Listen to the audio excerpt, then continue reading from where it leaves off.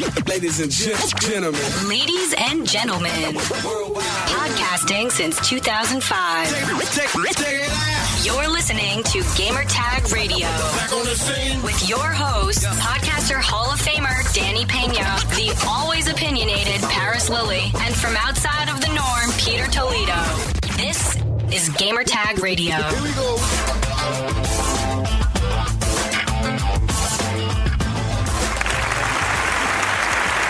Welcome to Gamertag Radio, episode 605. This is your host, Danny, and joining me this week, my co-host, Mr. Parris. What's up, man? This is a big show for you. Oh, God. You're killing me here. You're killing me, Smalls. Yeah, I was talking so much smack to Parris, and then, once again, at the end of the game, couldn't win it. But it's okay. It's okay. It's all good. The dominance will continue another It was year. a pretty good game, though. No, it was a great game. Good. It was a great game. I honestly thought we were going to lose. So when we pulled that out, I was shocked. So yeah, because Parris was so quiet the whole time. Like, Parris not saying a word. What's going on, man? It's all good, man. But Parris, this is a big episode for you guys, man. Oh yeah, absolutely. Let me jump into that. So, we've been talking about it the last couple weeks. We sat down with DeeJ from Bungie to talk about Destiny, talk about the Destiny community. I was joined by Pete on that episode and Kahlief Adams from Spawn on Me podcast. And God, we talked to DeeJ about a good hour, 20 minutes.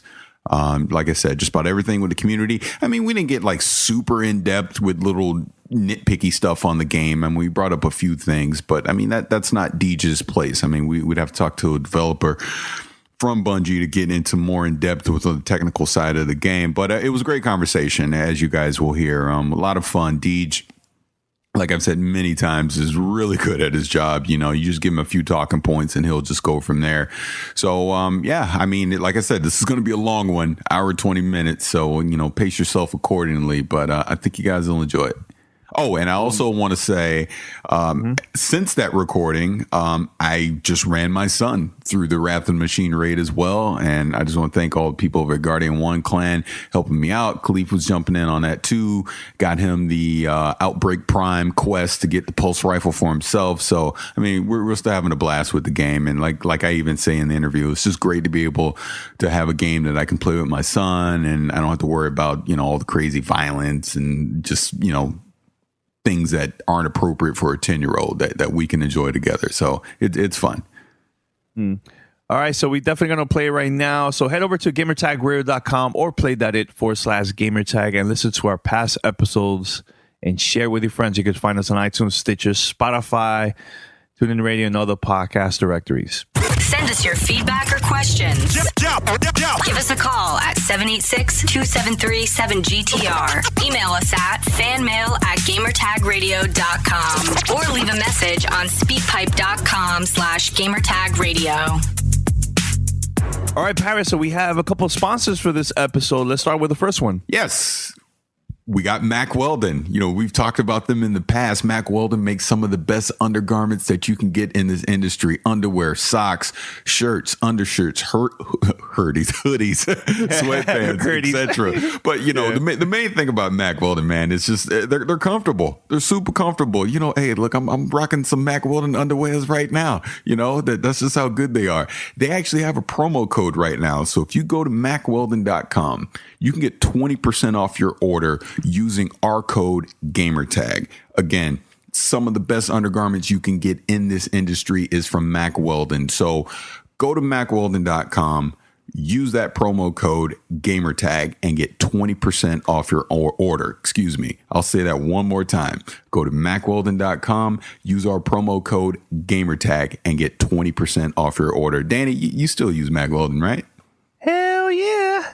Actually, I have two underwears got from the website, and it's super comfortable, man. Yeah. And I believe Pete too. He got some for his wife too. Yeah, he did. Oh, and another thing, when you do go to the site and order, I mean, just their whole process, their ordering system, super easy, super simple to do. You'll be able to get your products, and their customer service is some of the best in the industry. So one last time, go to MackWeldon.com, get 20% off your order, and use our promo code GamerTag. All right, so we'll be right back after this. Welcome to Play It, a new podcast network featuring radio and TV personalities talking business, sports, tech, entertainment, and more. Play it at play.it. Back on the scene. This is Gamertag Radio. Voicemail at 786-2737-GTR. All right. And as promised, I'm here with Kahlief from the Spawn on Me podcast. Hey, what's up, guys? How you doing? Yeah, thanks for joining us, man. Really appreciate it. And of course, I'm here with Pete. What is up? We're actually about to call DeeJ from Bungie right now. We're going to talk about some Destiny, some Rise of Iron, raids, and community, and all that good stuff. So DeeJ doesn't even know we're going to call him and be recording. So let's see how this goes. This might get edited out. I don't know. You think he picks up?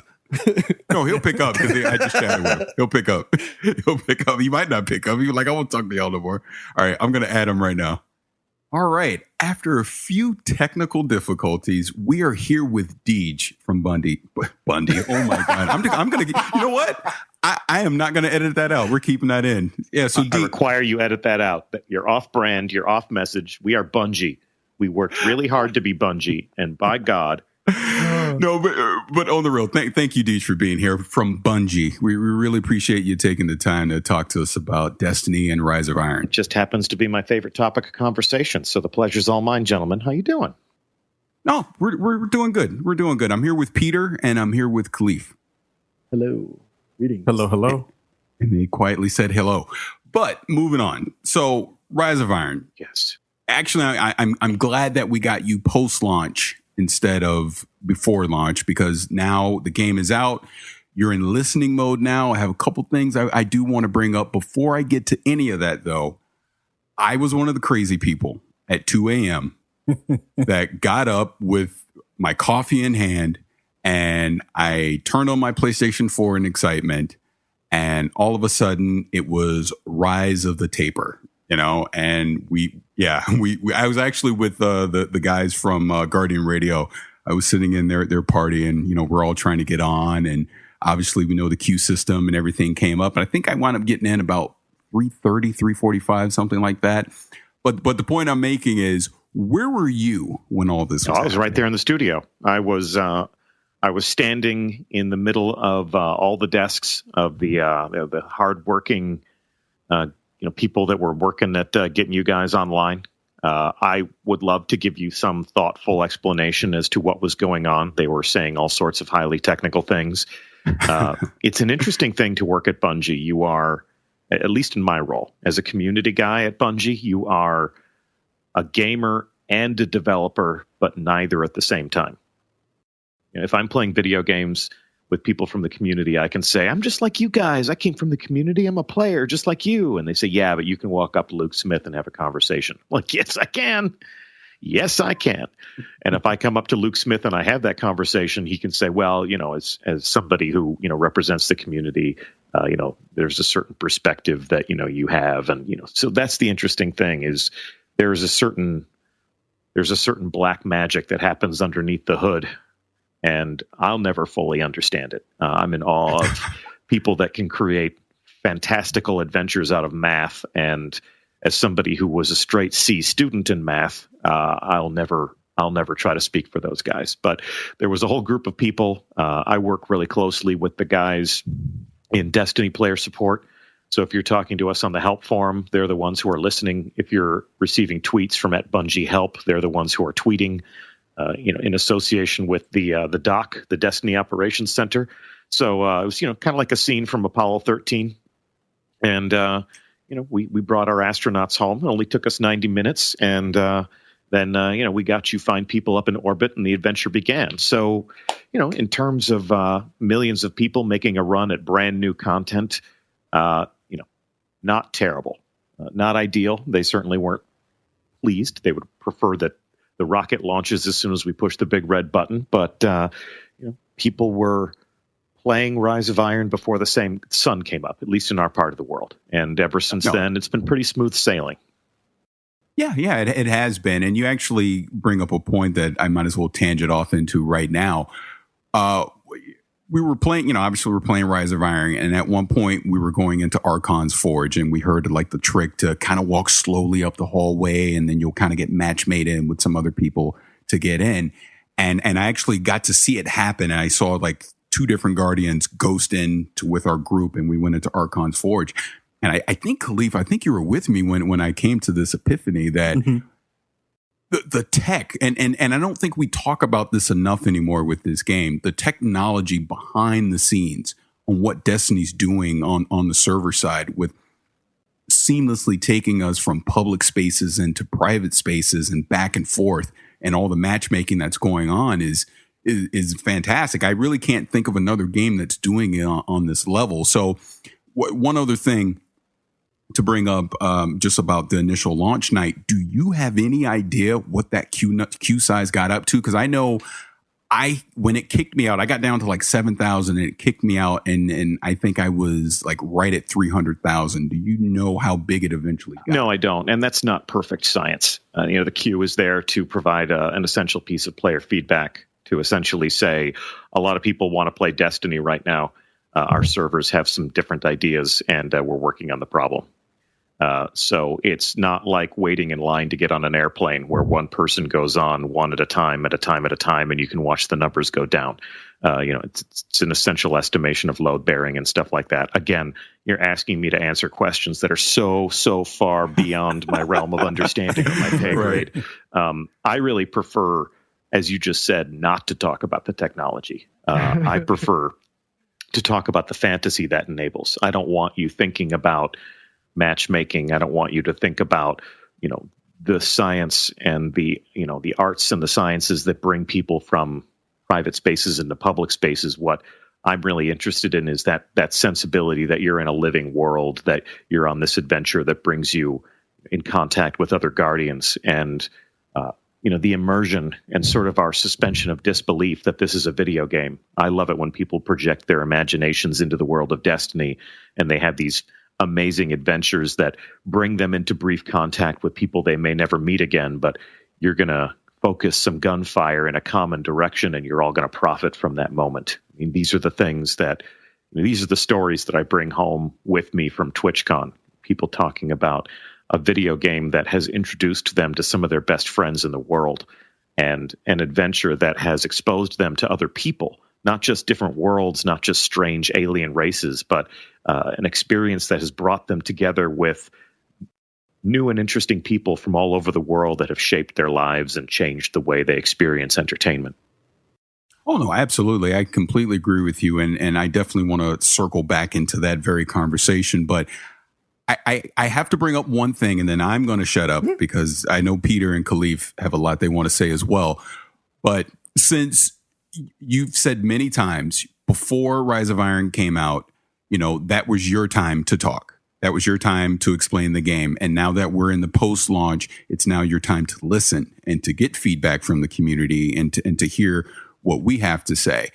Here's one complaint that I have, and I don't know the real answer to this or the way to solve this, but the raid, which is fantastic, by the way. I absolutely loved it. Action-packed, one of the best raids that you guys have done since Destiny released.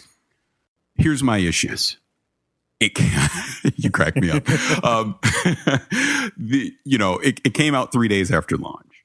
And while I do understand why it came out 3 days after launch, and you have the world first, and it is an event, I feel that it kind of, and I want to word this correctly because it's just a conversation a lot of us have been having.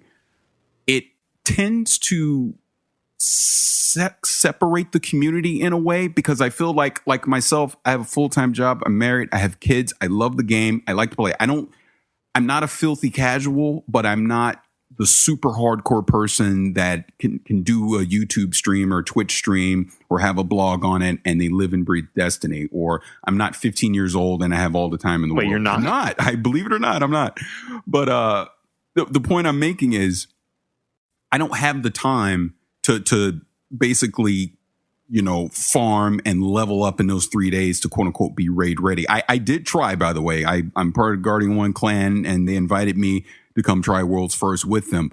But the point I'm trying to make for the average person that doesn't have that time to be able to do that, or they don't want to go to those extremes to be able to, farming Omnigul, which you patched out, thankfully, things like that, to be able to get to that light level.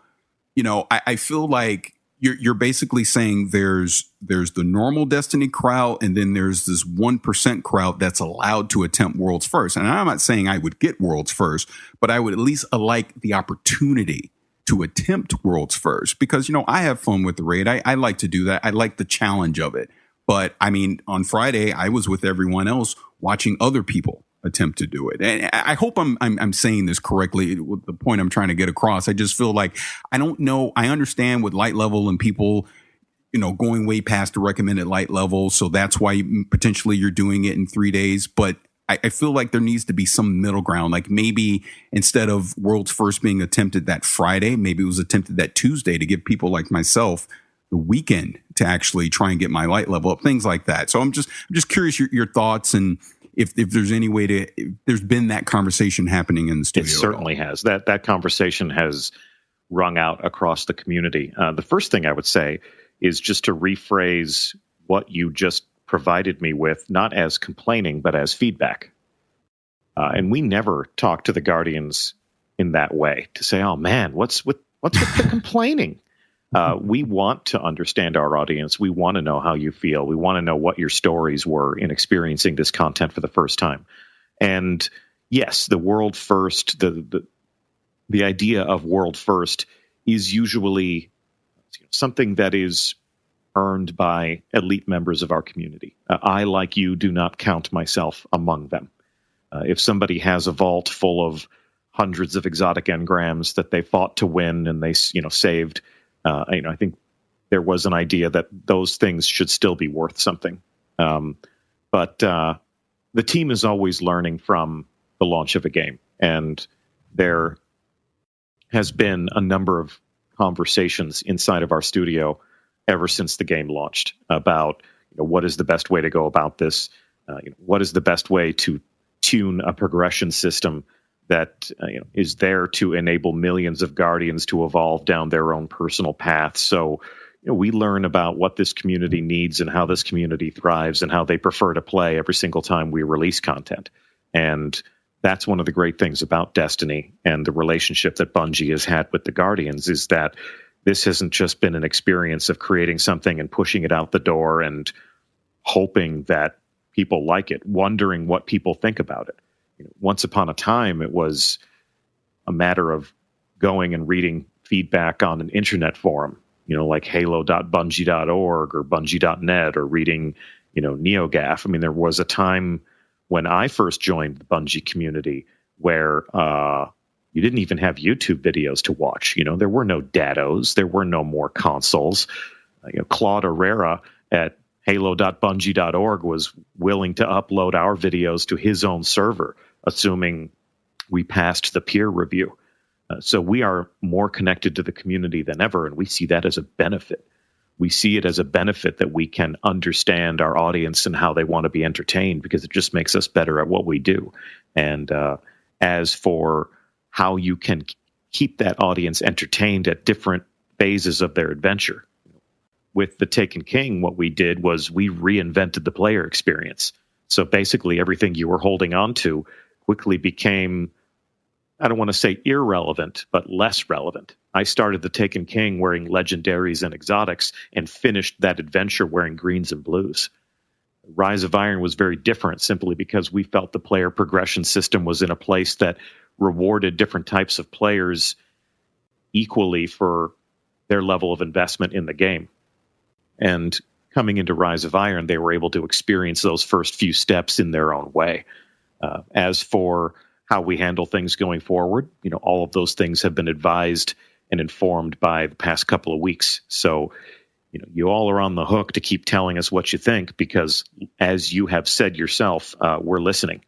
And that's, a very valuable role for us to play as community guys, me and Cosmo and, our partners on the Destiny player support team, and anyone else in the studio who has a spare moment and turns their eye to the internet to see what the Guardians are saying about their adventures.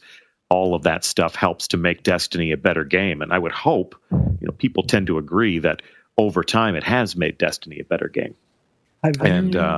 Sorry. Yeah. Have you had a chance to participate or complete the Wrath of the Machine? Only in the studio.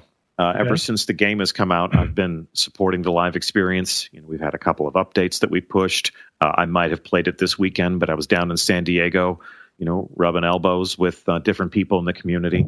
I certainly understand it. I understand the value of it. And I know more about it from the chatter that I've intercepted than I would from my own experiences. I trust what the hardcore raiders say about raids far more than what I think about it personally as a player. Having your background with the Time guys, from your previous life as a blogger, do you look forward to more of the PvE type experiences with the raid versus a PvP type experience? Like, what is like when DeeJ goes and hangs out with his buddies to go play, do you prefer the PvE experience versus the PvP? I actually prefer the Crucible simply because that is building on over a decade of experiences with me and the clan that I created to play Bungie games. Once upon a time, there was a little upstart clan called the Tide the Leader Gunslingers, and we earned the accolade of Team Community of the Year, awarded to us by Gamertag Radio back in. Yeah, you guys celebrated us. You hung a little medal on our chest, and we polished it up, and we were so proud of ourselves. And I what year was that? That was like 2006 or 2007 or something like that. It was way back, like Halo 2 era. But we have been playing multiplayer games together. And as a blogger, I wasn't a critic or a pundit or somebody who analyzed the player experiences or even gave my opinion as to what made Bungie games fun to play. The only thing I was writing about was the people and how different people came together to make the experience of playing an online social competitive game more interesting, and how the main characters in that game were the people from my friends list. And my favorite people in the world of Halo were people who were in my clan or people from affiliated clans or even the perceived villains or rivals in other clans. And that social tribal landscape of all of these different clans, battling for honor or glory or notoriety was what really comprised the fabric of that pastime for me personally. So we carry that forward into a bunch of different games. We play Call of Duty, we play Battlefield. There's a bunch of them playing Overwatch right now. And we'll circle back to Destiny from time to time together, either once a week with the hardcore who love Destiny and live in there and consider it their home, or, all of them come back to play new content before they, migrate like a, swarm of locusts just devouring new challenges together. So, yeah, I am a Crucible guy. Now, anyone that has played with me or has had the misfortune of having to watch me play on Twitch knows that I'm not amazing. I'm not competitive or esport or, MLG or anything. I am somebody who loves sharing a tactical experience with other gamers, and I'm living proof that you don't have to be the best at the Crucible to love it. You can get in there as a Void Warlock. You can throw some grenades that burn white hot for a while and will, block a doorway. You can be a support player. And I can't wait to unlock my Iron Lord artifact that enables me to hold my super and feed super energy to other people on my team. Because really, what do I do with a Nova Bomb anyway? I might get an extra kill here or there. But if I'm making everyone else on my team more powerful, that's going to be something that is going to be enormously valuable to me in my playing style as a support player.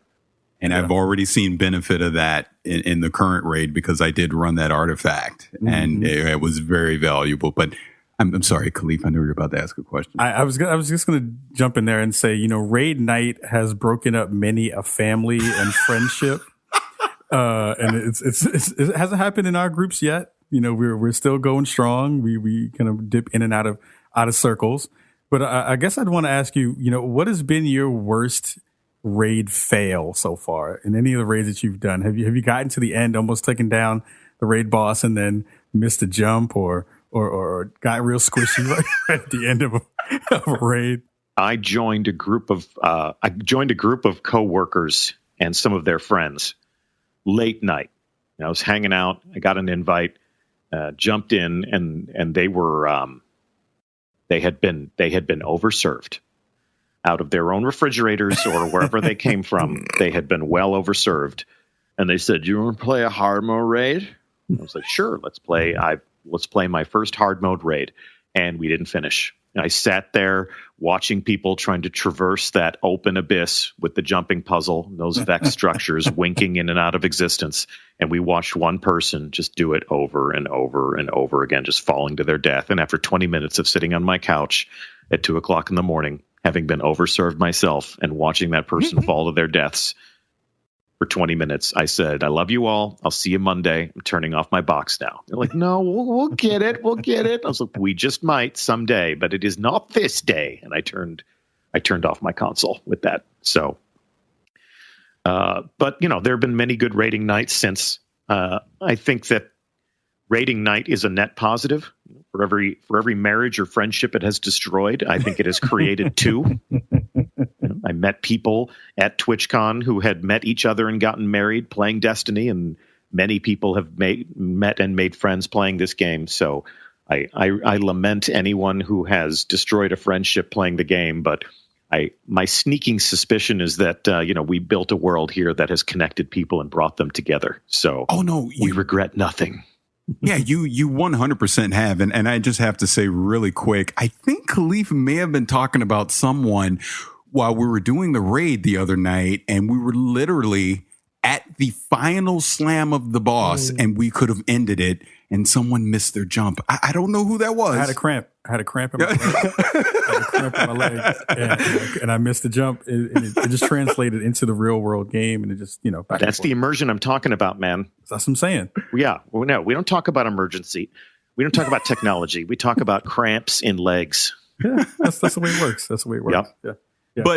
But you just alluded to something which I absolutely want to get into, and that's the people. That's the community that this game has brought together over the past 2.5 years. Because like I said, I always keep referencing the guys at Guardian Radio because I've become really good friends with all of them over there. And just, even someone like Pope Bear, who, they're now doing the Destiny Community Podcast, and we all met because of this game, this one particular game. And then even right now, with Pete and Kahlief. Like Kahlief and I, we beat Skolas for the first time together, and that was a struggle. We were on the struggle bus for a week until we finally beat Skolas, and it was literally the happiest moment in my life. I'll never forget flying back to the reef, and then my heart's just beating, and I'm so excited, and even just the other night, a video that I cannot share anywhere except in our inner circle, just one night in the Crucible, just the laughter and the fun that we had. And like you're saying, it's these friendships and even relationships and marriages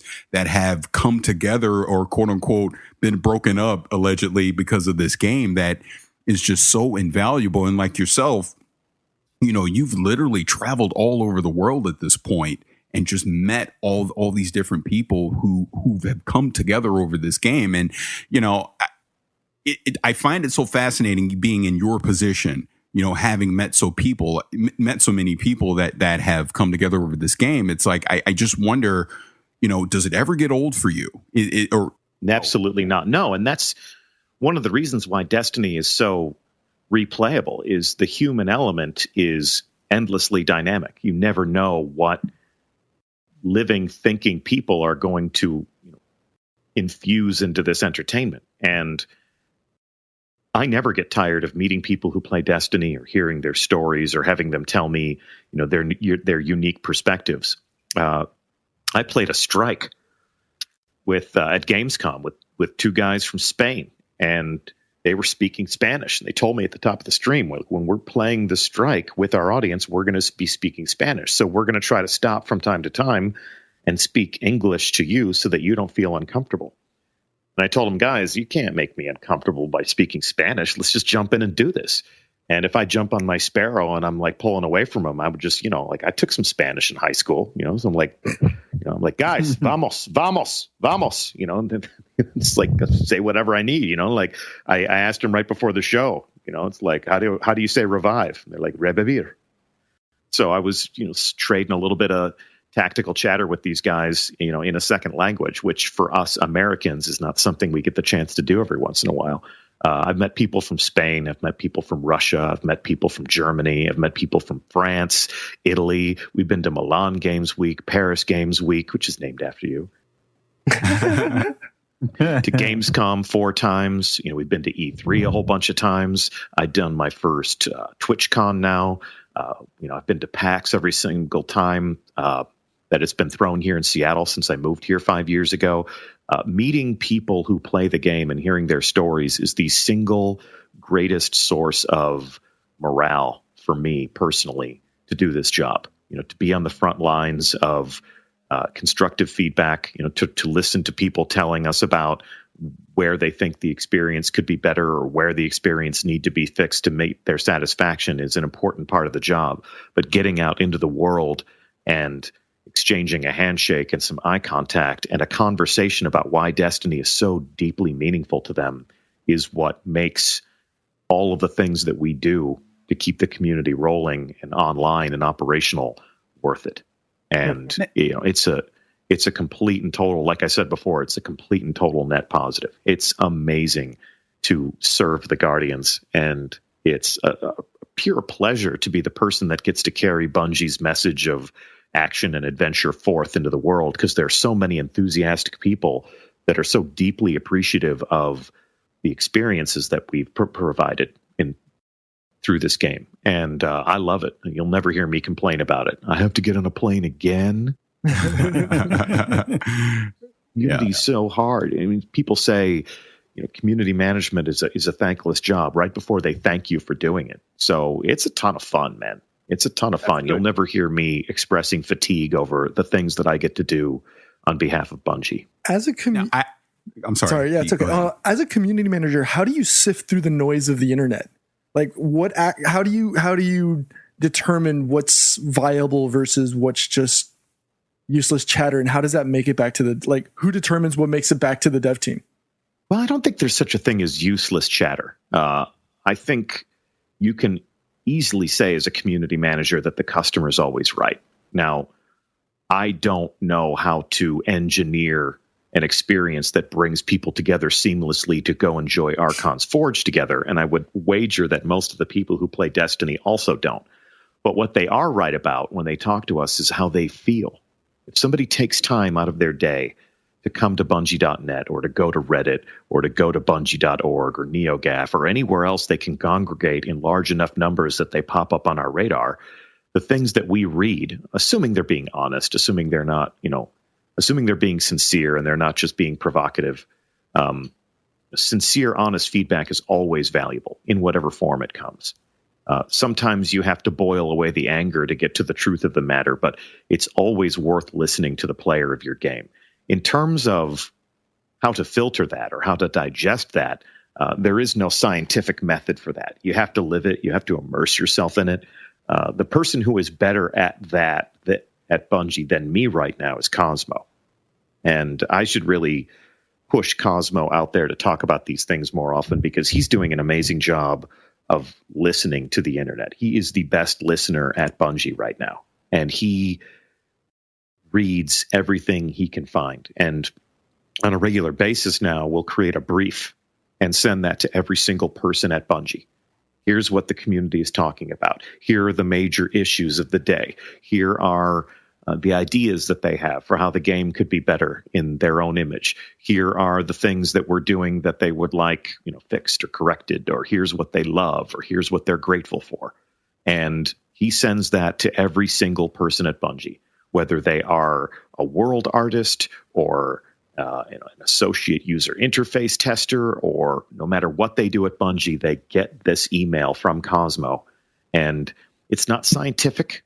It's not backed up by analytics or metrics or clicks or any of that. It doesn't have some sentiment meter. It's just, here's what people are talking about. And here are links to interesting conversations that everyone here should read so that they can understand what they've created.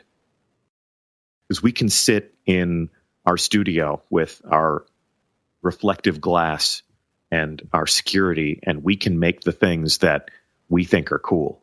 But we understand what we've really created when we look out into the world and find out what people are saying about it. People who play it and people who have experienced it for themselves. That's when you really understand what you've made. And we invest a lot of effort into figuring that out straight from the source, which is the millions of people who play this game every week. Couple things on that. Dado, which obviously he's very popular out there in the Destiny community, and along with his group, I think it's called Math Class, if I'm not mistaken. They figured out the pulse rifle quest from the raid, and they basically used the power of the community, Reddit, just obviously Bungie forums, just everywhere on the internet. They all collaborated together and they figured this thing out.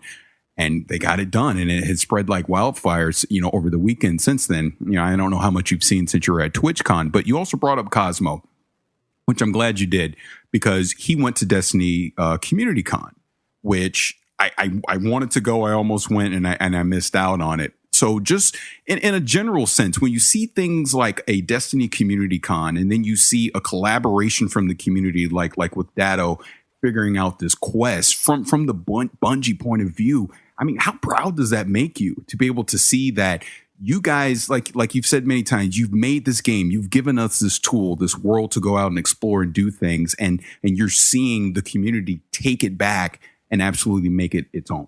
How do you feel about that? That's the fulfillment of every ambition. That is the realization of the dream, right? We take a look at the quest in the raid to acquire the exotic pulse rifle. And we see the community discover this and start to pass it around. We see, we're monitoring Twitch, and we see a couple of streamers pick it up. We've got, Professor Broman, after, his cocktail hour, enjoying a few glasses of scotch, and he's texting me. He's like, why now? I've been drinking scotch for 3 hours, and now I have to solve a math puzzle, and then Reddit picks it up, and Reddit is working on solving that together. And, of course, Dado is this master puzzler. He's a veteran of many raids. He was the member of a world first clan there for a while, before Math Class came into being. And he has made a lot of videos. When I first found Dado, I thought, what? My fellow shooter bros are going to need a guy like this. There are going to be a lot of people that come to play Destiny who have played action games. And with the amount of puzzling and riddling and problem solving and, collaborative, tactical scenarios that we've put into Destiny, there are going to be some people that are going to need this type of mindset to understand what we've created. So, to see Dado there too, I don't know if Dado can take full credit for solving the riddle, because I really think it was the full power of the community that led him there. Right. He does an excellent job of taking that solution and sort of giving it to everyone else in the community. He's really good at explaining the things that the hardcore gamers figure out and passing that on to other people. And that's what we want, is we want people in the community to emerge as heroes because they're able to provide a service to all players. And if it's someone like Dado who's making a video guide about how to do the elaborate, complicated things in Destiny, or if it's even somebody who can carry people through raids or take them to the lighthouse, that's the cool thing about Destiny, is you get to rely on the other players to accomplish your goals. And I think that's why the community has become such an amazing, inclusive, collaborative force. There are people who try to give me and Cosmo credit for things all the time. We were down in San Diego at TwitchCon. People would come up to us and say, "Thank you so much for Destiny." We're like, "We didn't make Destiny." And they say, "Well, you built the community." We did not. We did not. The game built this community. Well, you set the culture, though. You make sure that we're excellent to each other and that everyone's nice to each other. It's like, you know what? I think people are nice to each other because they're used to working together in public events. And every Guardian you see in this game could be the person that helps destroy that fallen walker at the last second so you can get your gold star and hit your milestone and earn your rewards. I think the community's nice to each other because when they see each other in the tower, you can imagine that these people are whoever you want them to be, instead of hearing them argue with their roommate while heavy metal music plays. Right. Take it out. You're listening to Gamertag Radio. All right, so we're going to take a short break from the Destiny Talk Radio discussion here with Parris and Pete and Kahlief and DeeJ. But I know there's people out there that would love to earn some extra cash. Back in the days, I used to be a hip-hop promoter, so I was always in the streets passing out flyers and everything. And that was a very fun time for me to get some extra money. But because of that, I bought a lot of goodies, especially stuff with gaming at that time too. But I have a better way for you to earn extra money on the side. And it's much easier today thanks to Uber. Uber's is the ultimate side hustle, Parris. Driving with Uber is a new way you can earn extra cash whenever you want. It's just not another job job. And yeah, I was going to say, I'd recently just had an experience with Uber when I was up in San Francisco and I had to get back to the airport. And our Uber driver was hilarious, man. I mean, it's a job, obviously, but, you make it what you want. You can have a lot of fun with it, too, man. So I just want to throw that in there. It's not just like the old school. You're just a cabbie and you don't talk to the people. This cat had music up in there. He had mints, all kind of stuff. It was hilarious. Yeah. And it's total flexible way to earn. You can turn it on or off just like your car. If you have a few spare hours here and there, drive with Uber. Have you ever wanted to be your own boss? I bet you will make a great boss. Drive with Uber and you are your own boss. Every day's payday when you drive with Uber because you can cash out anytime with Instant Pay. With access to Instant Pay, cash your earnings up to 5 times a day with no minimum amount required. So if you're listening to this episode of GTR, here's a way for you to earn extra cash. Go ahead, get your side hustle on. Sign up to drive with Uber today. Go to uber.com/drive now. That's uber.com/drive now. Once again, uber.com/drive now. And when I was leaving the Gears of War event, and I got to say what's up to everybody that helped us out, there was a pretty cool Uber driver outside of the event, and he had his car all hooked up. He had karaoke there. You could connect your Xbox there and play some games. He had a bunch of cool stuff, man, inside this car. But he was having a blast, man. So shout out to him, man. That was a lot of fun, man. So remember, go to uber.com/drive now. Welcome to Play It, a new podcast network featuring radio and TV personalities talking business, sports, tech, entertainment, and more. Play it at play.it. Back on the scene. This is Gamertag Radio. So with content creators and leaders like Dado and Gathalion and all the others, what's the general consensus among Bungie when there's events that take Bungie and Destiny and lead into other things? I think Parris was talking about that as well with the whole, what is the general consensus on that? Like, do you guys want to do more? Can you guys do more? Can we potentially see like a dedicated Destiny festival or Destiny convention that's fostered or sponsored by Bungie? Yeah, there's no telling what the future might hold in that regard. We see our purpose as a company as creating worlds that connect people. And we've been doing that with just about all of the games that we've ever made. So when we see people doing stuff like that, it is the realization of all of our goals. It's why we make games.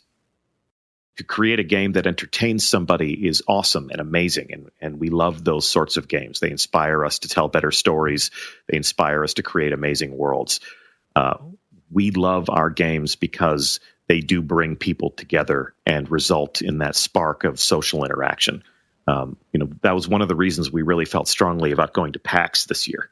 We wanted to go to PAX. We wanted to create a booth that was, a little more scrappy, a little bit more our style. And at PAX, we were able to hang out with the community and an experience that we'd created. And, we're able to, sell some gear from the Bungie store and let people play some Supremacy. And because it was in our own backyard, tons of people from Bungie got to come and actually interact with the community. When you think about something like Gamescom, there's only so many people you can send to the other side of the world. When you think of something like E3, we'll send away our usual away team. But people can make their way down to Los Angeles if they want to get into the mix and be part of that scene. With PAX, all people need is to walk across town.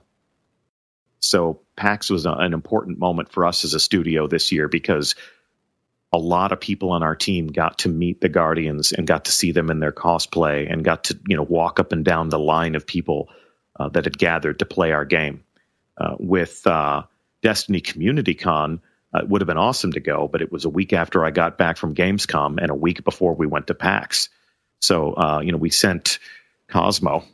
Cosmo is the community manager, and I think it's very important that he gets the credit that he deserves for the work he does to serve the Guardians and for them to have a chance to connect to him as, the dude that he is. Mm-hmm. So there are different moments that are valuable to our company in different ways, and we love all of them. And we would love to do it every week if we could. But at the same time, we need to make sure that there is the right goal for us to be interacting with the community. And we need to make sure that we're giving enough time to actually making the game.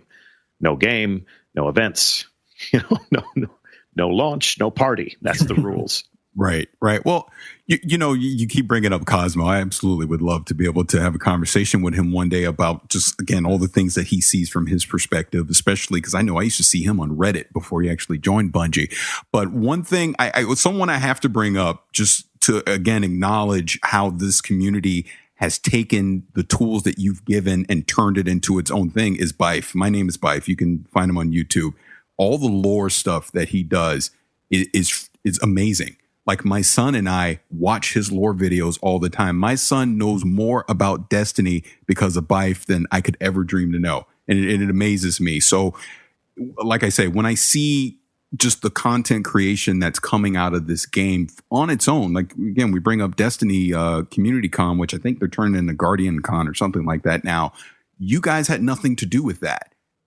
That was its own thing. It was created, like it was so popular in Tampa, they had to turn people away. So next year they're going to make it even bigger and better. And, I'm 100% going to be down there next year because I want to participate in that. So, it's an amazing thing. And I think I catch a lot of crap from some of our audience because I talk about this game too much. But it's, I mean, serious. So we have the joke. It's Destiny Talk Radio, when we're recording the podcast and, I'm always talking about this, that, or the other that I did in Destiny with my son. But, what you guys have created in this 2.5 years, in my opinion, is amazing. I've not had this type of connection to a game since probably, I don't know, EverQuest, maybe, which I valued my marriage enough that I quit playing it. And, this one might be getting to the point I got to start reconsidering it as well. But, if there's any feedback that I can give back to the studio is, I applaud the fact that when this game launched 2 years ago, it is not the same game that we're playing today. It has truly evolved into something completely different. Like, I think if I went back to launch vanilla Destiny, it would just look completely foreign to me. And I know you've alluded to things in the past about the loot cave. Like that seems like ancient history now, but it's 2 years ago. Yeah. It's oh man. Like even getting Galahorn just now, getting it again, it felt weird. Like I think, and that's one thing, and I'll shut up because I know Kahlief wants to ask something. That's another thing with Galahorn. I don't use it. Like where it was literally a crutch in year one, it was the problem solver to everything. Now I don't want to use Galahorn because I'm so used to not having to depend on it, and I want to experience all the other weapons in the game. And again, I think that's the credit to constantly tinkering with weapon balancing and making tough decisions that people may not understand early on, but then we look back and go, you know what? That was absolutely the right thing to do to get rid of that rocket launcher when you did, because it forced people to get out of their comfort zone and start doing different things in the game. Yeah. Well, we like to inspire and compel more than we like to force. I think when you force the Destiny community to do anything, they react rather violently because people are very emotionally attached to the things in the game. But to the point of something feeling like it's ancient history in the game, it's actually pretty funny. 2014, September of 2014 was 2 years ago. And 24 months is not an accurate measurement of time when you think about the millions of people who have spent however many dozens or hundreds or thousands of hours in this game. Combined, collectively, we have lived an age together. And the amount of stories and the amount of personal evolutions and the amount of ways in which the game has changed and the different worlds that we've sent people to and the things that they have come together to experience make Destiny feel a lot older than it is. And it's kind of funny over the course of the summer when people would talk to us about feelings of nostalgia or all the way back when, and we'd keep reminding people this game has only been out for 18 months. We would tell people at E3, this game has been out for 18 months. It hasn't been that long. It just feels long in your memory because it's been a pretty epic adventure. And there have been many milestones and many bosses and many victories and crushing defeats along the way for every single person who has played it. So it's pretty fascinating to see how when the community comes together and they all share their experiences with each other, it makes the game feel bigger than it really is. And that's why we make games the way we do. And when people originate from that community and they find a unique voice and they start serving a crucial purpose, when you take a look at, we've talked about people like Gatto, who is sort of the professor, and we have people like Gathalion and Broman, who are these happy hour beer swilling ringleaders. When you have people like more console who's always beating the drum and provoking that enthusiasm. When you have people like Bife who cracks open his leather-bound dusty tome of lore and welcomes the Guardians to hear a tale from the campfire about the lore of the game. And, when people become these indelible personalities and they all serve, to contribute their own special flavor of what makes the community cool, it's like a civilization. It's like, any civilization, any community. You have, the dramaturg who knows everything about the story. You have, the village idiot. I'm not going to say who I think that is. You have the mayor. You have, it all comes together into the same mix to make that place an interesting place to live. Speaking of 2014, a while back, you mentioned that you wanted to stay loyal to your Dead Orbit Warlock. Are you still dedicated to Dead Orbit? Yeah, that's what loyalty means, man. Okay, so then I'm going to go into a little bit of Rumorville, and obviously you have full license to stop me if it doesn't happen. That being said, okay, gotcha. Stop. I don't visit Rumorville. Okay. I will keep the promises that I make on the blog, and we reserve the right to change our minds about anything. So, if you're going to ask me questions about things that have not been revealed, I could do some hand wavy for you, but I'd rather just tell you right now that we will make the promises that we're willing to keep, and we'll make them when we are certain that we can keep them. But that said, I know speculation and rumor and innuendo and all of those things are an important part of any community. So let it run wild, and by all means, drink deep of that stuff when I'm not around. It's really best if I excuse myself from that cool table and don't participate, because I would just ruin it. Yeah. I want to dig back into what we talked about a little bit about in Crucible land. And supremacy has been a thing that has brought me back into the Crucible. I was kind of gone and lost because I was getting wrecked by people who had more time than me and better hand-eye coordination. So I came back into it, and I thought this mode has been perfect for me to be able to get into kind of playing a role that I hadn't done before. I was kind of being the person who would set the stage for people to go and get the orbs or the gems that they find after a kill, and kind of found my groove going in there. And I thought, well, wow, this gives me a chance to maybe be the esports master of a game that I didn't think I'd be before. And now I can live my 38-year-old dreams and be young again and try to figure that out. What have you guys thought about on the esports side? Have you guys thought about kind of seeing this particular mode as being something that would propel that kind of thing going forward for Bungie? And also, have you guys had that conversation in a real way inside?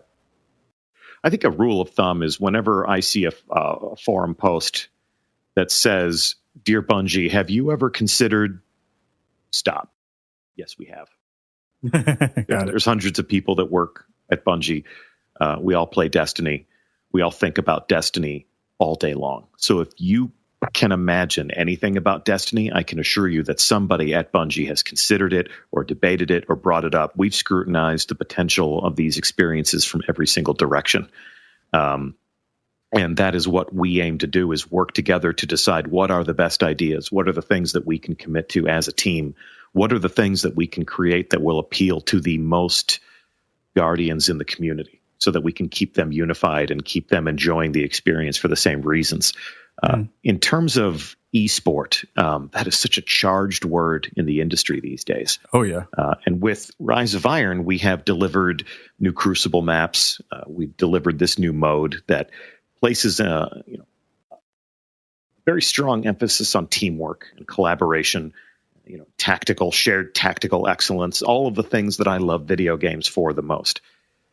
Supremacy's been really great for all different types of players, because you got the perfect killer elite, you got the crack shots and the dead eyes. But if somebody is just good at filling in the blanks for their team, or knowing when to back people up, or don't walk around that corner, boom, oh, that person just got sniped. But if you can just sort of reach out and grab that crest and whisper into your mic, it's like it never happened, bro. Don't worry. That's my favorite thing to say to people. Somebody gets killed and you can hear him go, "Oh man!" You pick up his crest. It's like it never happened. There's points on the scoreboard right now, but that's not one of them. And I love Supremacy for that. The same way I loved Rift for, I might not be the best crack shot on my team, but I have a pretty good sensibility when a team is over defending a certain flank. And if everybody's running straight down the middle and we meet stiff resistance, and I can back off and withdraw and flank left and penetrate those defenses right behind their backs and slam home that rift and kill the enemy team while they defend it too closely, but just not closely enough, those moments are hilarious to me. And being able to provide a service to your team that has nothing to do with shooting your gun, just by being smart, complementing the way other people play, is where every player gets to shine. And even the people who are truly competitive and can win a gunfight are grateful to have different types of players on their team. So would that make a good esport? I don't know. The community will have to tell us. Just like the community chooses the game that they play, I think the esport warrior or the professional gamer chooses their preferred arena. We have, and there are many people at Bungie who are well versed in esports, who love esports. Social designers or Crucible designers or creative directors in the live team. There are many different types of developers and creators at Bungie who have, a lot of experience playing esports, and they would have a long list of very crucial feature sets that would need to be in place before Destiny could even market itself as an esport. And again, to market a game as an esport demands that there is a willing community of competitive gamers who are there to receive it. I think we are starting to get there, but when we talk about the developments in Rise of Iron and the fact that we've delivered private matches so that people can finally design their own experiences and select their opponents alongside the maps and the modes that they'd like to play, we really see that as ramping up the support that we can provide to the competitive community. And those are the words that we choose when somebody asks us the question, is Destiny an esport now? We feel like maybe not yet, but we do feel like it's becoming a more competitive platform, and we're very interested in working more closely with the competitive community to understand those opportunities. Yeah, I've had more handshaking, trembling, sweaty palmed moments in Trials of Osiris than I've had in many, many other games at this point. So yeah, it is moving in a great direction in that respect. And the work that you guys have been putting in on that end to kind of bolster that has been great to see. It's been awesome. Glad to hear you say so. So I have a special message. It is from my 10-year-old son, Trey, who had been pacing outside my office because he knew I was talking to you. So he just sent me a text to say, tell DeeJ I said hello. I love your game. So there you go. But I bring him up because I know when we talked to you at E3, at that point, I think I had mentioned him slightly because he's just a monster in the Crucible. It's just, and these guys can even tell you because they played with him. He's crazy to be 10 years old and be that good. But at that point, I hadn't done the raid. He hadn't done the raid yet. And again, I bring up the Guardian 1 guys, and they walked us through the raid, because I was being very protective of him. I didn't want to expose him to some people online that, may say some crazy things. But, since that time, since the summer, he's done all the raids now. We're on schedule now to run him through Wrath of the Machine on a Saturday.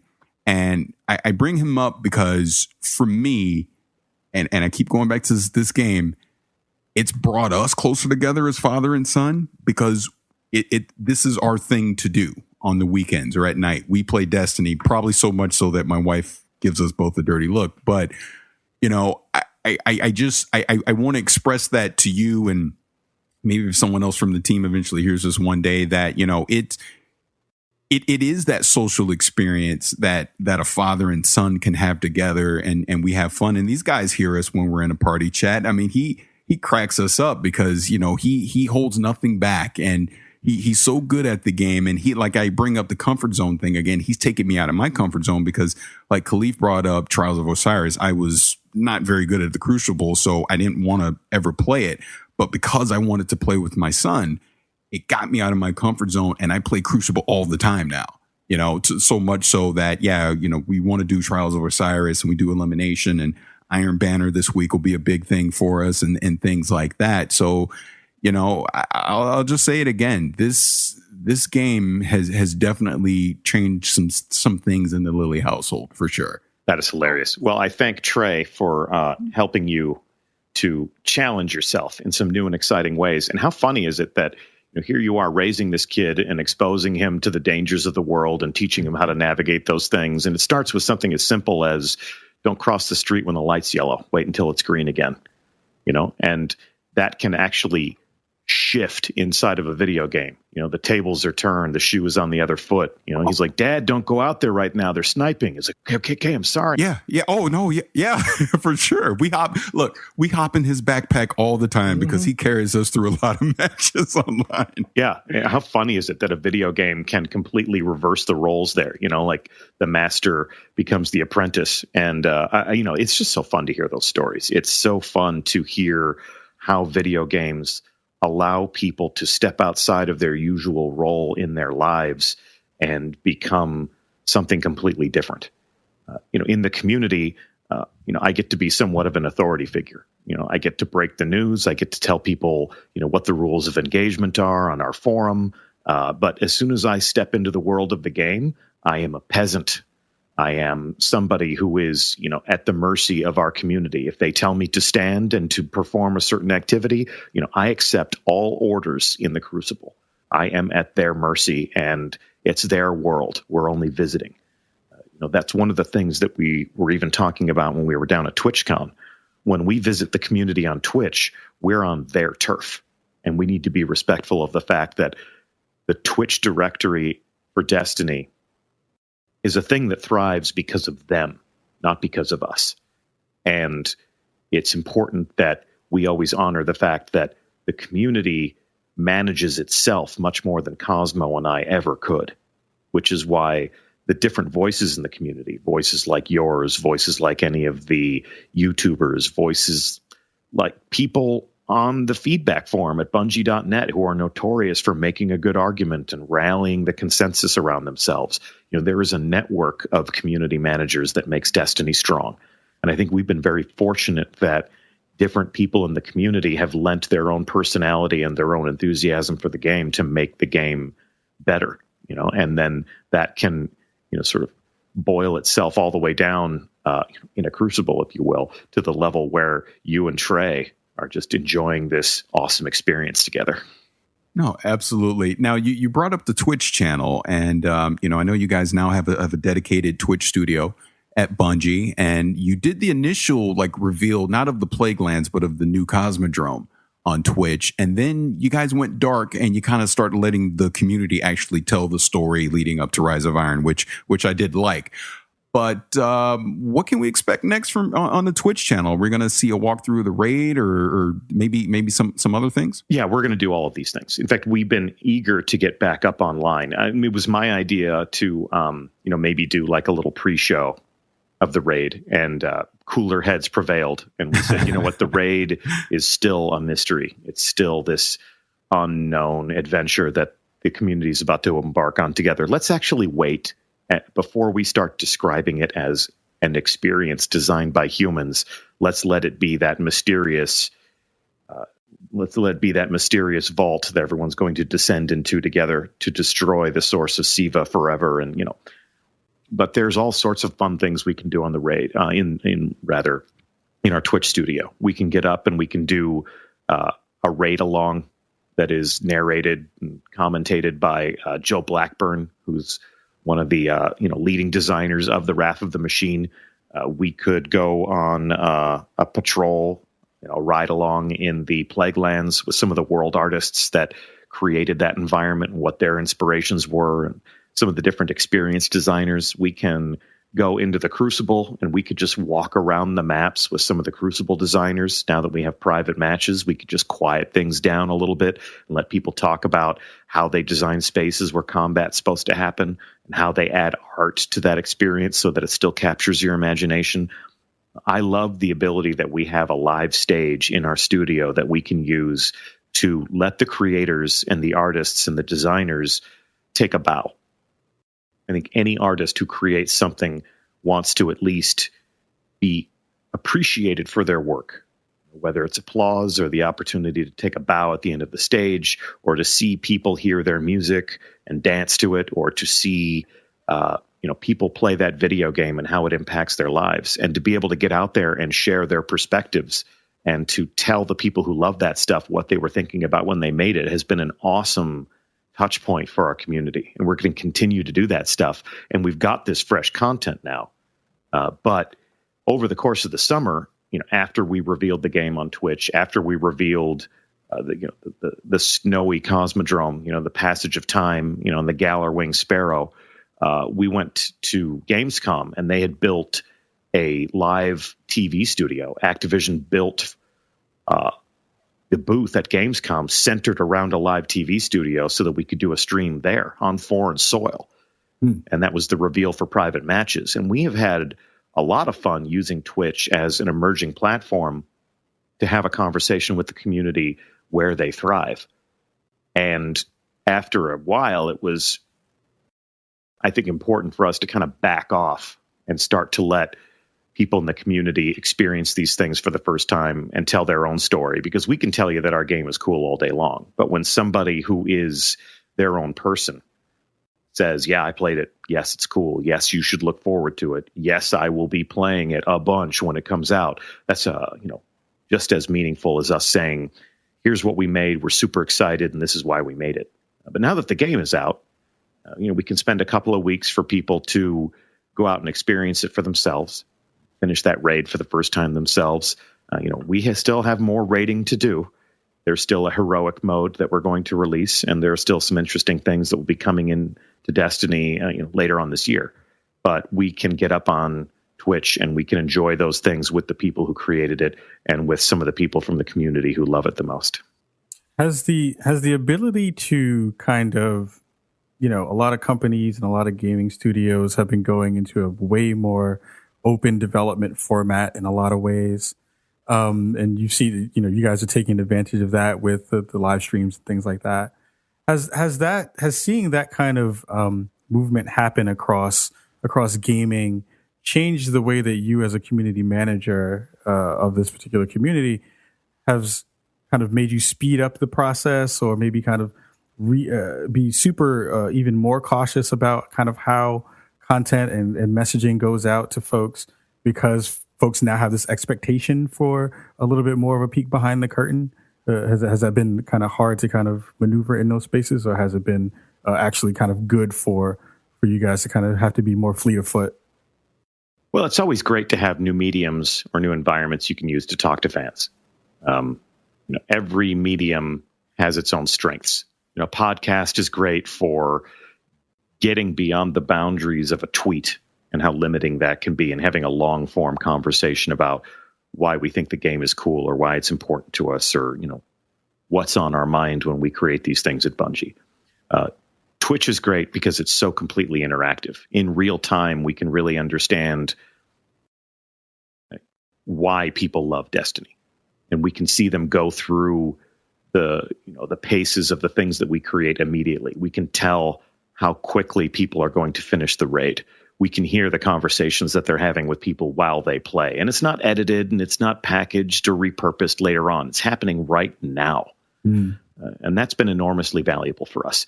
But it doesn't detract from the value of more traditional forms of media. We still write a blog article every week that represents the most important thing that we could tell the player. We still upload documentary features, vidocs, if you will, and trailers to YouTube. We still do all of those things, but Twitch has been a wonderful addition to that palette, because in real time, we can know what someone's thinking. Even as we release new information, we can tell if people dig it. We can look at chat. We can make the community feel as if they are included in that moment. We've all gone to YouTube and watched a trailer for our favorite game. And as soon as that trailer plays out, you think to yourself, holy crap, who else saw that? Who can I talk to about this? On Twitch, that's right there. You're watching these things happen in real time, and you can see the chat window, and you can see that the things that you're thinking about this are echoed by thousands, tens of thousands of other people. And it's given the community something I think it needed, which is a bandwagon. The Destiny community first started to understand their scope and scale when they started rallying to these reveal events that we were creating. And it became this interesting answer to the question, do people still play that game anymore? It's like, yes, they do. There were over 100,000 of them in a reveal of new House of Wolves content. And it was something that they could point to and say, when we all gather together to receive a message at the same time, we can take over the Twitch directory. And I think that's a source of pride. If you're part of something, if you love something, especially if it's a social game, you want to feel like you're part of a social movement, and that when you play Destiny, you can be content in the fact that there are many, many other people in the world that also love that game, and that you're keeping excellent company, and that there will be other people that love to play that game with you. If you wear your Destiny t-shirt to school, you may make a new friend, just somebody who sees you across the gymnasium, and they're like, "What's up, Hunter?" I've actually had that happen a couple times, where I'm wearing a Taken King shirt and like, "Oh, you play Destiny, bro? Man, I'm a 335 hunter, man," and all that stuff. So yeah, it's totally awesome. Adversarial. Someone can come up to me and be like, "Dead Orbit? Come on, man." Oh man. Yeah. Whenever I say I live the warlock life, I get a dirty look every time. Is it, warlock they don't like life? it. Oh, no. Master race warlock or whatever? I'm a void walker, bro. I can't do that. So I was wondering, DeeJ, what's it like sitting in that war room, watching the stats and info go by? And on top of that, what is the biggest or most surprising stat you've seen since the Rise of Iron launch in particular? I think the most interesting stat is average hours played. Good Lord. And I can't go on record with what exactly it is, but when the average hour play, that means somebody who, and this happens to everyone, picks up a game, plays through a mission or two, says this isn't for me, or they get distracted by something else in their life and they never come back. And then there's somebody, who you referenced before, like Pope Bear, who has deleted more characters than most people in Destiny will ever create. The 1,000-hour players. And, those players balance each other out. When we take a look at the average number of hours that the Destiny community has played, it's pretty staggering. It's a number that we would have never given before when we were in the run-up to the launch of Destiny. And people were trying to understand, well, what are you creating? And how big is it? And how long are we going to want to play it? And, how much game time am I really going to get out of this purchase? I would have never said, oh, people will play this game for hundreds or maybe even thousands of hours. People would have said, bull. Yeah. And, I have to say, because Pete brought this up on a couple episodes ago, because he went and looked at our playtime. I just went over 1,000 hours, and this was before Rise of Iron. Mm-hmm. I went over 1,000 hours. So I shudder to think what it is right now, but yeah, it's amazing. Video game. Yeah. It's playing catch with your kid in the backyard, or it's exactly going for a walk, or it's just getting out and exploring, or when the game becomes a place that you visit because there's people there that you want to interact with, those metrics almost stop being fair. Agreed. And that brings me to one thing. And again, statistically, I mean, you obviously don't have to say what it is, but it's been pretty common knowledge that there is a low percentage of people that actually finish the raid for whatever reason. We don't need to get into it here. I don't know the answer to it. I'm sure if you guys knew the answer to it, you would have done it already. But someone super smart, maybe Dado or something, needs to figure out a way to get more people engaged into doing these raids that you have. Because I've said it before, and I'm sure I'll say it again. It is one of the most satisfying experiences I've ever had in gaming, cooperating with 5 other people, figuring out a problem and solving it. Because like I said, just the other night, when we finally beat the current raid, I mean, I sat back in my chair and I just had a stupid grin on my face for probably an hour. I might have trolled Kahlief while I was doing it for other various things, but trolling me. But the point is, it's that one moment that you have that you'll always remember. And again, when I look at Destiny, I can point to these various moments in time that were just so super satisfying to me because of that collaboration, that social engagement of us working together, 6 working as one is what I'm trying to say. And like I said, I don't know the answer to it. I'm sure Bungie doesn't know the answer to it, but I hope we can figure it out one day so we can get more people to play it. I'm also grateful for the fact that the raid team can create experiences that don't have to be for everyone, because that's what makes the raids special, is that they're not for everyone. And I'm grateful for the fact that Destiny can appeal to different people for different reasons. And if you said to somebody, oh, you haven't played the raid, well, then you don't know what Destiny is. They can say, you know what? I know what Destiny is to me. To me, Destiny is patrolling the wild and just enjoying the art and shooting some Fallen, and then somebody drives by and a public event kicks off. And tonight, this corner of the Plaguelands is different than it ever was, because these people fight in some really unique and weird ways. Or there was that one guy who was just doing sparrow tricks over the fallen walker while the rest of it were, working together to blow it up. I mean, the human element, like I said before, can make this game endlessly replayable for people. Or the guy who just enters the strike playlist trying to be a hero to total strangers, or, for whatever reason, people play Destiny. There's somebody out there who found Rumble early on and never left. And all of these people make up the diverse fabric of our community. And if you like taking the time to, socially engineer up your perfect dream team and to collaborate with them, and to talk to them and to solve those problems together and to overcome those challenges and to fight those bosses and get some sweet loot and upgrade your character and to master the raid, that's awesome. And that's why we built those things, is so that you could feel that awesome.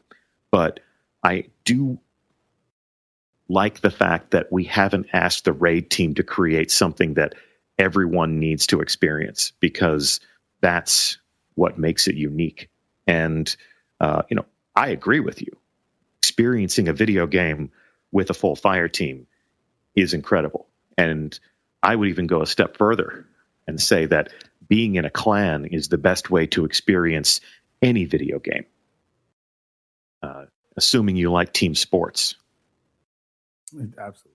Same time, I'm grateful that there are pathways that even the lone wolf can travel, so that they can become that all-powerful guardian, and they can reach the top heights of light, and they can decorate their character with all the ornaments. And, Destiny will let you get there, even if it's a battle by inches. Even if you go through that journey by yourself, Destiny will let you get there and become the guardian that you want to become.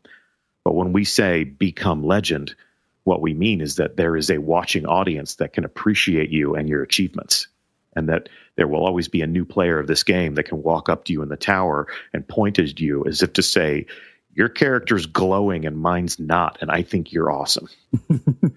You know, we pulled up the our real time numbers as you were talking. Kahlief is at 655 hours. Pete is at 923, and I am at 1,120 hours played on this. And this includes deleted characters. And for me, it's both consoles. It's across Xbox and PlayStation. Good man. I think at least 300 of those are waiting for Parris to finish those jumps in the second raid. Oh, well, you know, if someone would actually take down the boss at the end of the raid, we could have finished it, earlier. Just saying, boys, pretty. I know. I have one request of you, DeeJ, and that is, I need the Galahorn sparrow sound. I need that horn sound in some other form out of game, because it is one of the best things that has come. Isn't that hilarious? Best. It is the best. I was doing the Kvostov quest with two of my gunslingers, two of the guys from my clan, and we decided that new clan rules were, whenever you jump on your Galar wing, you have to sound the Galar horn. And if you're ever on your Sparrow and you arrive at combat on your Sparrow and leap off of your Sparrow to join the fight, you have to sound the horn one more time. And it's just hilarious. It's like, people reach this vista and they can see the valley out in front of them, and they all spawn their sparrows, and it's just become unconscious. You hold the button down to spawn it, and as soon as it materializes, you just give the horn button a flick of the thumb. And these three people are all vaulting off of this bluff. It's like brum, brum, brum. It's like a cavalry charge. And then when you show up to the fight and you jump off and you hear these other people and the horn sounding behind you, you know that your bros are still bringing up the rear right behind you, and they've still got your six, and we're all jumping off of our bikes at the same time. And it's like, okay, this thing is on. I mean, it was we laughed every single time it happened. So good. It feels currently, and I guess it's so funny because the way that we kind of use it now is if you were in a restaurant and someone dropped a glass, and it is our new version of Opa. So it's like, Opa, Opa, someone just died. But you're talking about this horn. It just made me remember something, and I'm glad you said this. The music in this Rise of Iron, is amazing. It is fantastic, especially when you get into the raid. Just like it's funny, one of the people that I played with when we were on the final boss, he literally turned off the music and only just could hear our voices so we could communicate, because he was saying it was so thumping and so epic, it made his heart race. He couldn't concentrate on actually doing the raid because it was just that good. Yeah, he really did. But you know what? We finished it, so I don't care. But no, it's epic. So the reason I bring that up is there a soundtrack for this? I can't remember. Come on, man. Yes, the soundtrack is available up in the Bungie store. In fact, if you buy the soundtrack from the Bungie store, we'll give you an emblem. And you know how the Guardians love an emblem. Oh, you know what? I'm glad you brought that up. How do you guys feel about that with the emblems? Because I know there were some that were being traded around the Destiny Community Con, and they went up on eBay for thousands of dollars. I mean, can you comment on that at all? I think if you're going to eBay and buying a Destiny emblem for $1,000, you're probably going to be mad at us later when we give it out to someone else. We've got the Union of Light emblem. We give it out at shows. We're not done going to shows. So, I can't tell gamers what value they should assign to something. I can't tell gamers how to spend their money. We like to give those special emblems out to people to indicate special moments that they've had with us or in the game. And, that's what our objective is. If people take those things and they use it in their own way, that's kind of their business. Unless, we start reaching out and stopping that from happening. I don't know. It's a difficult thing to weigh in on, just because we would prefer, obviously, that people look at that emblem and there's a specific story behind it. If people were to say, oh, that's the Union of Light, were you at PAX West? And if they said, no, I was at Eurogamer Expo, then, those are interesting stories they can tell. But if they say, oh yeah, that's the Union of Light. And someone says, yeah, I paid $1,500 for that. They're like, are you crazy? That's also kind of an interesting story, but certainly not the one that we had intended to write. But that's the thing about managing a game with a community like Destiny, is the community is going to make the game what they want it to be. And if you're going to put emblem codes out into the world, you kind of have to be prepared for the fact that that also is what's going to happen. Well, DeeJ, I've said it before. I'm going to say it again. You are very good at your job. I feel like we can just say 2 words and you just go and you paint this picture that I'm sure anyone listening to this right now, they've probably thrown their credit card at the screen so they can pick up Destiny. But I want to thank you for taking this extended time to talk to us about this game and about this community that's been built around it. You know, we really appreciate it. Like I said before, Rise of Iron has been a fantastic expansion. The raid is fantastic. I'm looking forward to hard mode. I'm looking forward to all the other secrets that I'm sure we'll find here in the next up and coming months. And some of the, I think what Festival of the Lost is going to be coming later this year. SRL is coming back, etc. So, and then some. Yeah. And then some. So Pete, Kahlief, any last words before we get out of here? Yeah, I just have a couple of quick things. It was great to meet you at PAX. I got to meet you and Luke while you were hanging out at the booth. And as a person who's just dipping his toes into the CM world on the game side, you definitely one of the folks that I've been watching for a long time do it and do it really, really well. So, you know, thanks for being that person to kind of look up to in that space. Dude, thank you. The pleasure is all mine, and it's an honor. And everything I know about community management, I learned from watching the guys at Bungie. So if I can pay that forward to other people, that is enormously flattering. And I'm really glad that we held the show until now. We were talking about having this conversation the week before the game came out. It's been such a better conversation because you guys could tell your own stories instead of just asking me, well, what's the raid like? Right, exactly. You know, and I don't like to spoil the player experience by talking about it. And people in the community will make fun of me and they'll say, oh, he's got the shade step.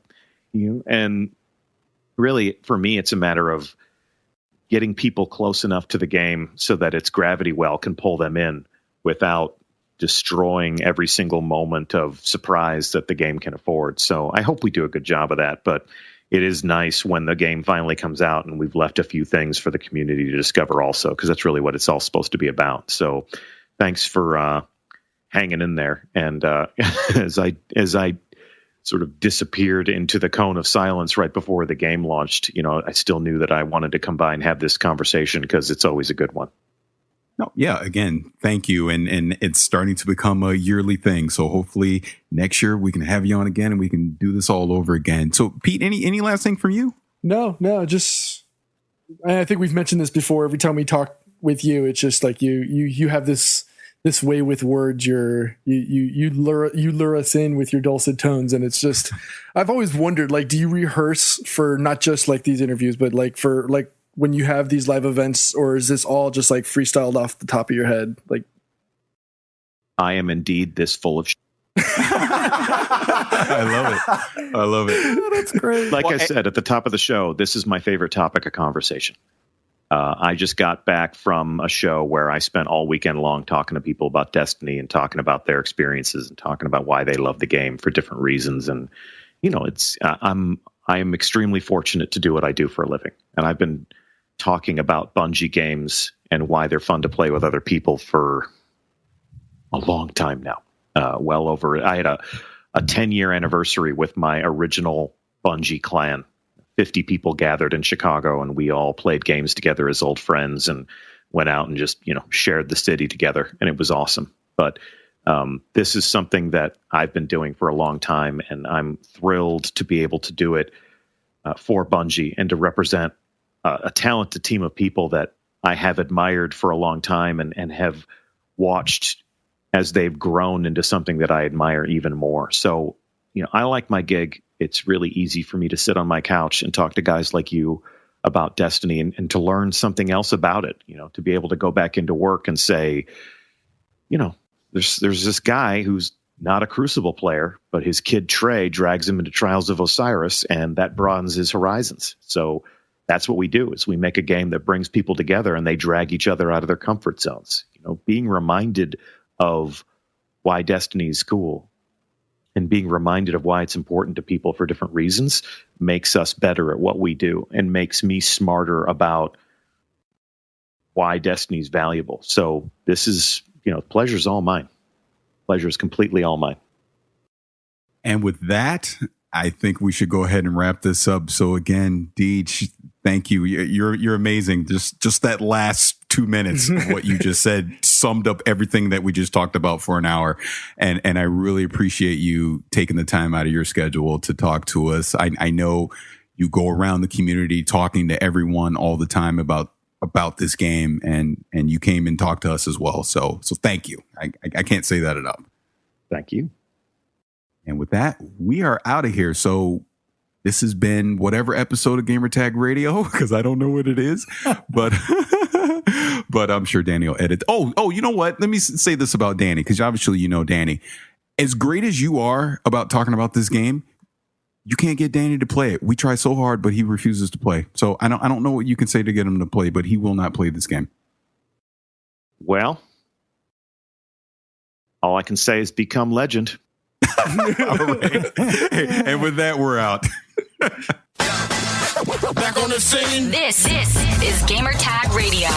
Voicemail at 786-2737-GTR. All right, Parris, props to you and Pete for the great interview with DeeJ. Anything else you want to say about the interview before we wrap it up? No, like I said, kind of at the top, I just want to thank DeeJ for, again, taking time out of his schedule, man, especially right after the launch of such a big game, be able to sit down with us this long.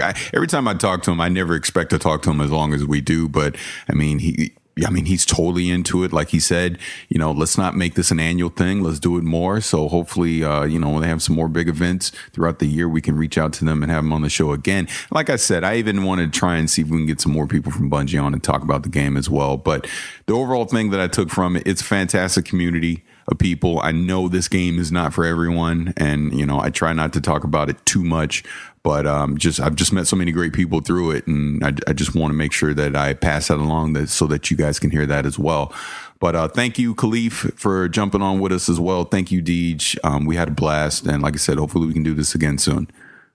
Definitely. And remember, this Thursday, we're going to have a brand new episode of Gamertag Radio. We have a lot of voicemails and emails that we haven't had a chance to read on the show, but we're definitely going to do that for this episode coming up. On Thursday. I know something else we got to talk about on Thursday, because it's breaking right now. Allegedly, the NX pricing has been leaked. $299. So $299. Yeah, so we'll have to get in more onto it on the next episode. We don't have time now, but we got to wait for Pete too. But it sounds like $299 for the base model, and a Mario game's going to launch with it. Ooh, demo. All right, we're definitely going to be talking about that later. Demo units will be in retail stores in February. Okay, a month before launch. Nice. All right. Head over to gamertagradio.com, listen to our past episodes, or go to play.it/gamertag. You can also find us on iTunes, Spotify, TuneIn Radio, Stitcher, and other podcast directories. Send us your feedback or questions. Give us a call at 786-273-7GTR. Email us at fanmail@gamertagradio.com or leave a message on speakpipe.com/gamertagradio. Till next time, we're out. Peace.